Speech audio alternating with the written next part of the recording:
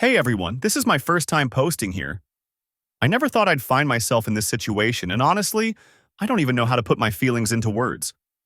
But I need to get this off my chest, and maybe someone out there has been through something similar. I'm 28 million, married to my wife, 26 million, for 4 years. We have a beautiful 3-year-old daughter, and I always thought our little family was perfect. She's my best friend, my partner in crime, my everything. I've never even considered being unfaithful to her. I barely talk to other women. My life revolved around her and our daughter. But last week, my world came crashing down. It all started with a stupid argument. Nothing major, just one of those petty fights couples have. She stormed out of the house, leaving her phone behind. I know I shouldn't have snooped. I've never done it before. But something in my gut told me to check. I wish I hadn't. I found messages between her and her ex. They weren't just casual conversations. Some were explicit, with her asking him to have sex with her, though she would later say she shouldn't. Some messages suggested they hadn't seen each other yet, but the flirtation was undeniable. My hands shook as I scrolled through them. This wasn't my wife. This wasn't the person I trusted with my heart. When she got home, I confronted her. She swore they had only been talking for 2 weeks and that nothing physical had happened. Stupidly, I believed her. Maybe I wanted to believe her. She reassured me, said I could go through her phone whenever I wanted. So I did. The next day, I checked her phone again and found an old screenshot. Their conversations didn't start 2 weeks ago. They had been talking since September. When I pressed her again, she admitted they had been talking since June. I felt my chest tighten, the ground beneath me crumbled. I wanted to believe her so badly. She sat with me for hours, answering every question I had. She said she felt awful for lying, that she wanted us to be a family, that she would do anything to regain my trust.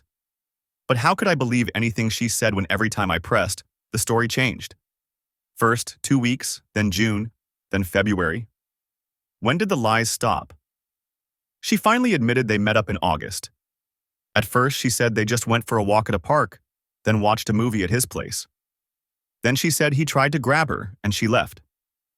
Then she admitted he pulled her pants halfway down before she stopped him and left.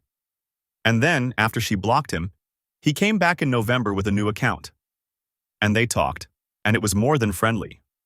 I confided in my best friend, Mark. He's been with me through everything. We sat on my porch late at night, me with a drink in my hand, him just listening. Man, I don't know, I said, rubbing my temples. She says she loves me, that she wants to fix this. Mark exhaled. Bro, she's lied to you over and over. How do you trust someone like that? I don't want our daughter growing up in a broken home.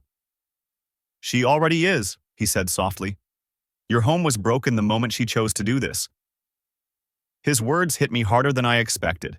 I wasn't just staying for our daughter, I was staying because I wanted the life we had before. But could we ever have that again? A week later, I caught her deleting messages. That was it for me. I told her we needed time apart. She cried, begged me to reconsider, said she would never lie again. But I couldn't keep doing this.